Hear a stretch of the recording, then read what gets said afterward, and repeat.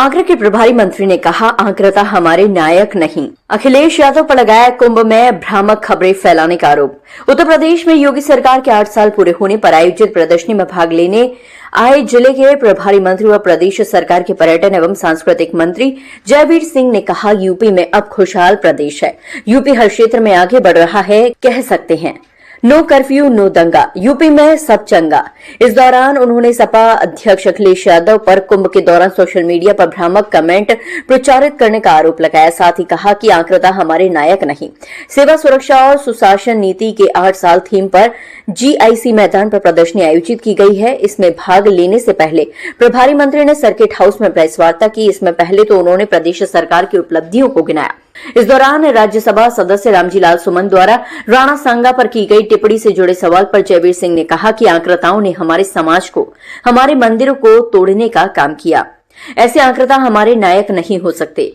जिन लोगों ने कुर्बानियां दी, देश पर बलिदान दिया, वही नायक थे और वही हमारे नायक रहेंगे। अखिलेश यादव पर निशाना साधते हुए कहा कि उन्होंने कुंभ को बदनाम करने के लिए सोशल मीडिया पर भ्रामक कमेंट प्रचारित किए और खुद कुंभ नहीं आए। दिसंबर तक 24 स्टेशनों के बीच दौड़ेगी मेट्रो। सरकार की उपलब्धियों को गिनाते हुए प्रभारी मंत्री ने कहा कि आगरा में भी सरकार ने खूब विकास किया। फिलहाल 6 स्टेशनों के बीच मेट्रो चल रही है।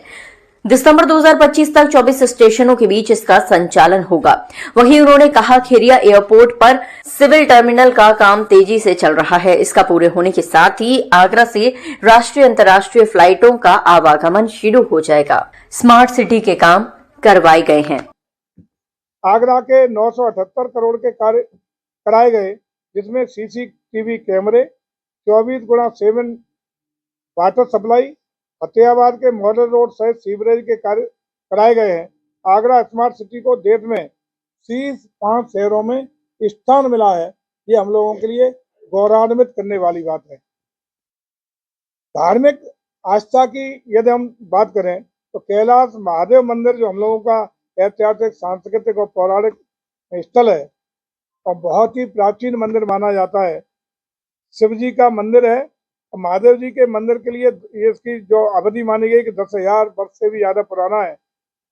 इसमें एक 19.2 करोड़ रुपए की परियोजना स्वीकृत की गई है और द्वितीय फेज पर इसका काम संचालित हो रहा है।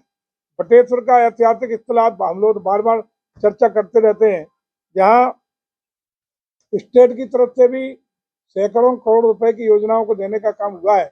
उसी के साथ साथ हम लोगों ने लगभग 87 करोड़ रुपए का भारत सरकार की योजनाओं को भी, तो 2 उत्तर प्रदेश के लिए 2 योजनाएं मिली हैं, उनमें से एक योजना जिसकी लागत 87 करोड़ रुपया है, वो भी आगरा बटेश्वर के लिए स्वीकृत हो गई है।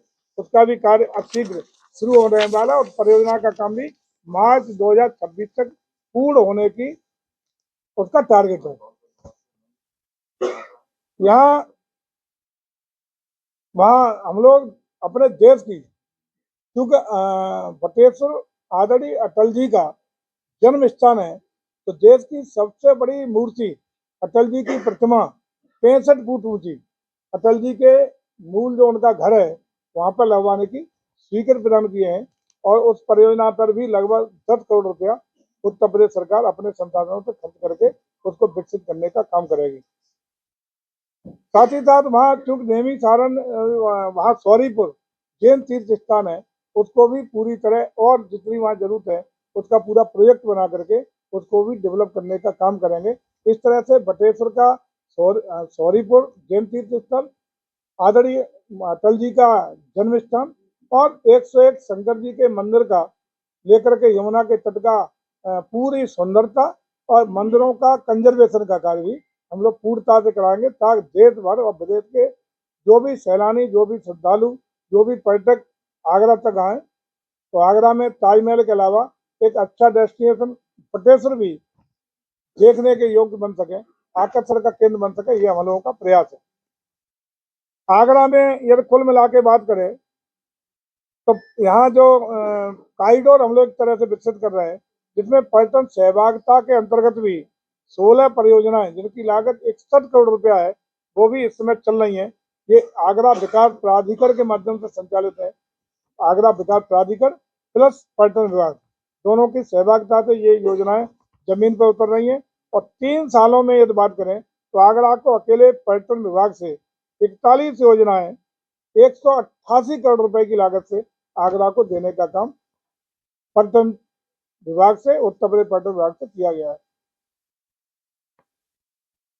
प्रधानमंत्री किसान सम्मान निधि की बात हो तो 2017 से अब तक 4,05,810 किसानों को 1145.62 करोड़ के से लाभान्वित किया गया है। किसान ऋण मोचन योजना जो 17 से 22 तक 89,714 किसानों को 621.03 करोड़ रुपया से लाभान्वित किया गया है।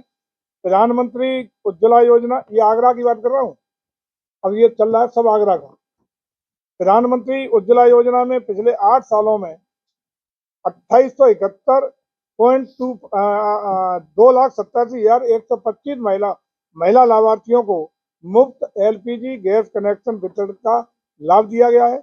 श्री अन्न योजना में मोटे अनाज की खेती को प्रोत्साहित और किसानों को आर्थिक लाभ देने और मिलेट्स को दैनिक आहार में शामिल करने के उद्देश्य से जनपद में 2012 से 17 की अवधि में 17 से अब तक की अवधि में 41,241.8 मीट्रिक टन मोटे अनाज की खरीद हुई है। प्रधानमंत्री आवास की पिछले सरकार की तुलना में, जहाँ पिछले सरकार में 12 से 3 लाभार्थियों को लाभ मिला था, वहीं इन 8 वर्षों में 12,643 लाभार्थियों के आवासों को पूर्ण कराकर लाभान्वित किया गया है। इसका मतलब 10 टाइम्स 10 गुना पिछली सरकार के कार्यकाल से 17 तक था, उससे 10 गुना ज्यादा है, 10 गुने से भी ज्यादा है लाभार्थियों को आवासों को पूर्ण करके उनको हस्तगत कर दिया गया है। स्वच्छ भारत मिशन में भी जो शौचालय निर्माण होता है उसमें 4,50,933 व्यक्तिगत शौचालयों का निर्माण कराया गया है। स्वच्छ भारत मिशन में 688 सामुदायिक शौचालयों का भी निर्माण किया गया है। आयुष्मान भारत गोल्डन कार्ड योजना के अंतर्गत 8,61,208 लाभार्थियों को लाभान्वित किया गया है। 8 साल में कोई भी नया टैक्स उत्तर प्रदेश राज्य ने नहीं लगाया है। उसके बावजूद भी सरप्लस मनी जो बना है वो रेवेन्यू लीकेज को समाप्त करके हम लोगों ने प्राप्त किया है। हमने रेवेन्यू लीकेज भी समाप्त की है और आधुनिक तकनीक का इस्तेमाल करके हम लोग अपने टैक्सेशन को बढ़ाने में भी सफल रहे हैं।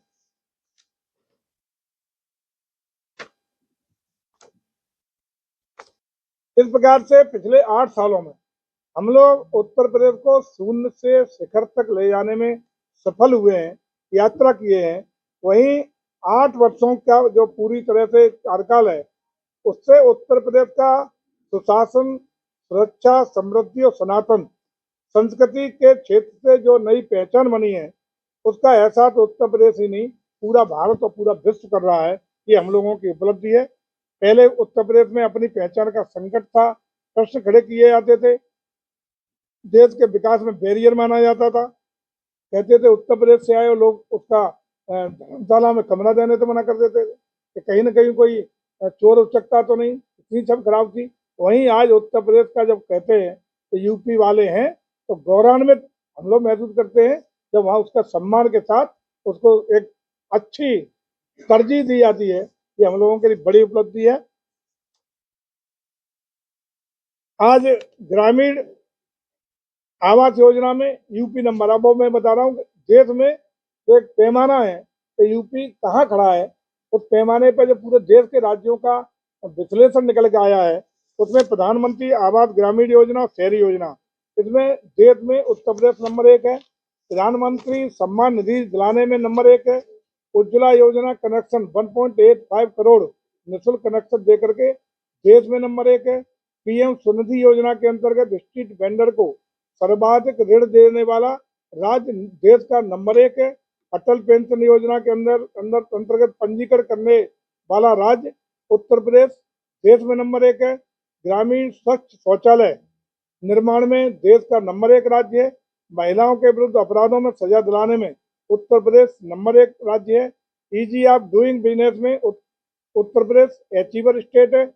96 लाख से अधिक सूक्ष्म लघु एवं मध्यम उद्योगों की स्थापना करने में नंबर 1 राज्य है। प्रधानमंत्री जनधन योजना के अंतर्गत संपूर्ण वित्तीय समावेशन की कल्पना के अनुरूप उत्तर प्रदेश 8.51 करोड़ खातों के साथ देश में नंबर 1 है। प्रधानमंत्री सुरक्षा बीमा के अंतर्गत अब तक 4.29 करोड़ नामांकन के साथ उत्तर प्रदेश नंबर 1 है। प्रधानमंत्री जीवन ज्योति बीमा योजना के अंतर्गत प्रदेश में 1.39 करोड़ के नामांकन के साथ प्रदेश द्वितीय स्थान पर पहुंचा है। अटल पेंशन योजना में अब तक 75 लाख नामांकन के साथ उत्कृष्ट प्रदर्शन के साथ उत्तर प्रदेश नंबर 1 है। 2024 में अयोध्या में आयोजित दीपोत्सव कार्यक्रम में 25,12,585 दिए जला करके Guinness book of world record विश्व में नंबर 1 है। पूंजी निवेश के किसानों के देय में डीबीटी के माध्यम से भुगतान करने में उत्तर प्रदेश नंबर 1 है। गन्ना, चीनी, खाद्यान्न, आम, दुग्ध, आलू, सीरा उत्पादन में नंबर 1 उत्तर प्रदेश है। देश के एथनॉल उत्पादन व आपूर्ति करने में नंबर 1 उत्तर प्रदेश है। ई मार्केट प्लेस जेम के अंतर्गत सर्वाधिक सरकारी क्रय करने वाला उत्तर प्रदेश देश का नंबर 1 राज्य है। कारपोरेशन हमारे पर्यटन का टूरिज्म कारपोरेशन है, उससे करा रहे हैं जी।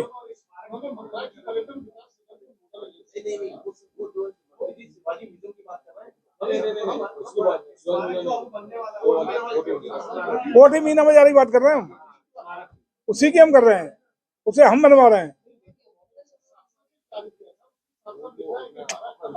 देखिए वो बना रहे हैं, हम बजट दे रहे हैं, हम बनवा रहे हैं, हम उसकी डिजाइन करा रहे हैं, पूरा काम हम करा रहे हैं, सारी व्यवस्था पैसा हम दे रहे हैं, हमारा पर्यटन विभाग दे रहा है।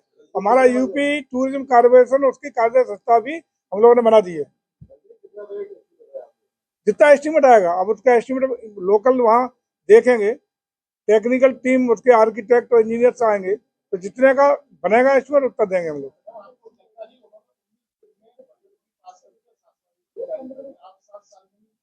अरे हम अखिलेश जी बेचारा कुछ कहने सुनने बचा नहीं है, न कोई तथ्य है न आधार है, इसका एक प्रमाण आप सुनो, घटो आराम से देंगे, कोई जल्दी नहीं। 45 दिन का महाकुंभ का आयोजन सफलतम आयोजन पूरी दुनिया मानती है।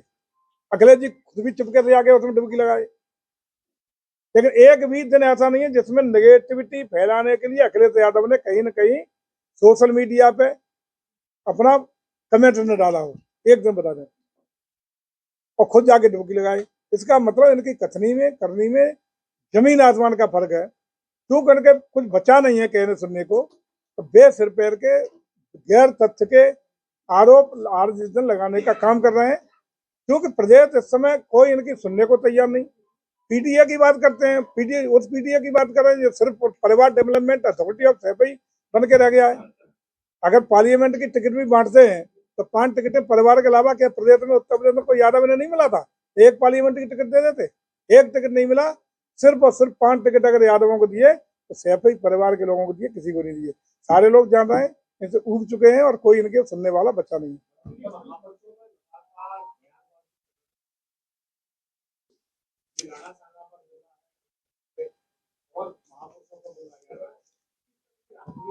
देखिए एक चीज साफ है, जो लोग आक्रांता रहे, जिन्होंने हमारे समाज को, हमारे धार्मिक आस्था को, हमारे मंदिरों को, हमारे पूजा स्थलों को, हमारे समाज को कुचलने का काम किया, तोड़ने का काम किया, विध्वंस करने का काम किया, जिन्होंने देश की सनातन परंपरा, संस्कृति और मूल्यों को रसातल पे पहुंचाने का काम किया, ऐसे आक्रांता कभी देश के नायक नहीं हो सकते।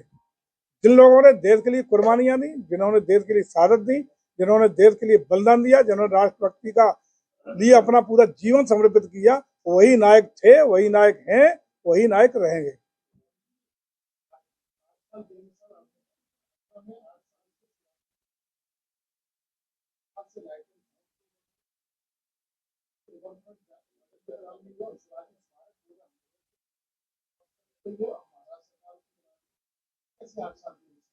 आप सुन लो उसका भी।